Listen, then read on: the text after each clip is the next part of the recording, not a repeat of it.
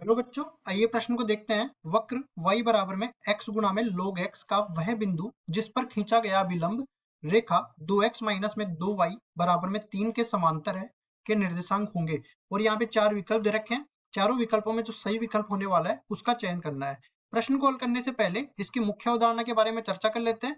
मुख्य अवधारणा, तो देखिए यहाँ पे हमें क्या करना है। देखिए हमें बोला है कि वह बिंदु जिस पर खींचा गया अभिलंब रेखा ये के समांतर है। तो सबसे पहले तो हमें इस रेखा का ढाल निकालना पड़ेगा और इसका अभिलंब का ढाल निकालना पड़ेगा और दोनों ढालों को आपस में बराबर करना पड़ेगा। या यहाँ पे मैं पहले समझा देता हूँ। देखो मान लो कि ये अपने पास कोई वक्र दे रखा है। इस वक्र पे मैं एक अभिलंब खींच देता हूँ और साथ ही साथ एक दूसरी रेखा भी खींच देता हूँ जो इसके समांतर है। ठीक है, अब अभिलंब को रेखा L1 बोल देता हूँ और इसके ढाल को मैं M1 बोल देता हूँ और इसी तरह इस रेखा को मैं L2 बोल देता हूँ और इसके ढाल को मैं M2 बोल देता हूँ। यहाँ पे ये जो है अपने पास वक्र, इसका मैं जो समीकरण है वो y बराबर में fx मान लेता हूँ। अब देखो मेरे को ढाल निकालना है M1 का, मतलब M1 का मान निकालना है। तो सबसे पहले क्या करेंगे, पहले मैं dy बटा dx निकाल लेता हूँ और ये जो बिंदु यहाँ पे काट रहा है इसको इसको मैं P बोल देता हूँ। यहाँ पे इसके निर्देशांक h, k मान लेता हूँ।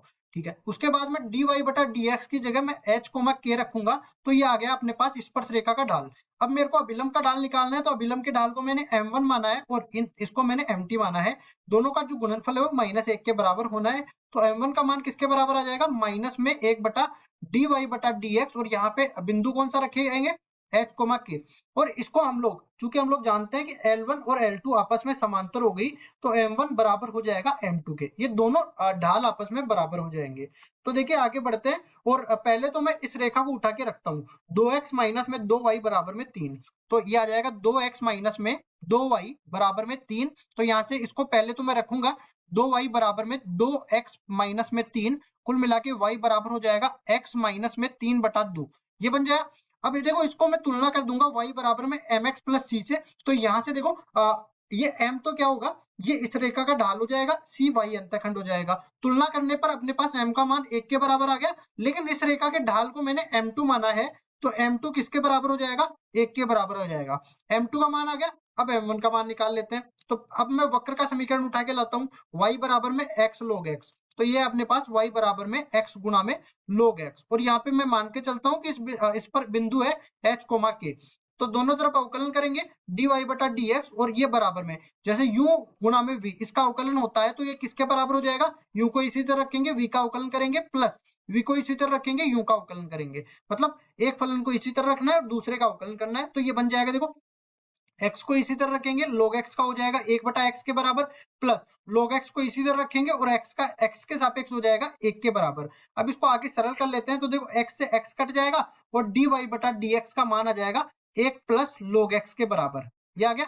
अब उसके बाद में देखिए यहाँ पे हमें बिंदु कौन सा रखना है, h, k। तो mt का मान किसके बराबर आ जाएगा, mt का मान बराबर आ जाएगा 1 प्लस log h के बराबर आ जाएगा। यहाँ पे बिंदु रख दिया मैंने। अब मेरे को चाहिए m1, तो m1 इसका उल्टा करेंगे और माइनस का चिन्ह लगा देंगे। तो कुल मिला के अपने पास m1 का मान मिल जाएगा माइनस में 1 बटा में 1 प्लस log h के बराबर मिल जाएगा। अब जैसा कि हम जानते हैं कि m1 बराबर में m2 होगा, तो ये बराबर किसके हो जाएगा, देखिए m1 बराबर में m2, ये अपने पास बराबर हो जाएगा माइनस में 1 बटा 1 प्लस log h और बराबर हो जाएगा 1 के। तो यहाँ पे 1 प्लस log h किसके बराबर हो जाएगा, ये -1 के बराबर हो जाएगा। अब उसके बाद में आगे बढ़ते हैं और log h का मान निकालते हैं। तो log h किसके बराबर हो जाएगा, -2 के बराबर। h का मान निकालते हैं तो ये e की घात -2 के बराबर आ जाएगा। अब ये h का मान आ गया तो k का मान भी आ जाएगा, क्योंकि ये समीकरण को संतुष्ट करता है। y बराबर में x गुणा में log x, y बराबर में x गुणा में log x आ जाएगा। तो h को k यहाँ पे संतुष्ट कराएंगे, h का मान तो e की घात -2 के बराबर है, जहां पे मैं x की जगह रखूंगा। तो y बराबर में यहाँ पे k के बराबर आ जाएगा और यहाँ पे e की घात -2 गुणा में log h रखेंगे, इस पूरे का मान -2 के बराबर है, तो ये -2 आ जाएगा। कुल मिला के k का मान किसके बराबर आ गया, k का मान आ गया -2 गुणा में e की घात -2 के बराबर। इसको ठीक कर लेते हैं, ये -2 है केवल। और इसके बाद हम लोग बोलेंगे जो बिंदु हमने माना था अपनी तरफ से वो h, k माना था। तो h का मान तो हमने निकाल लिया e की घात -2 के बराबर और k का मान भी निकाल लिया -2 गुणा में e की घात -2 के बराबर। ये अपने पास आ गया वो बिंदु जिस पर अभिलंब का जो ढाल है वो इस रेखा के ढाल के समांतर है। ठीक है, मतलब इस रेखा के डाल के बराबर है। तो वो बिंदु हमें निकालना था, बिंदु निकाल लिया हमने, e की घात -2 गुणा में -2 गुणा में e की घात -2।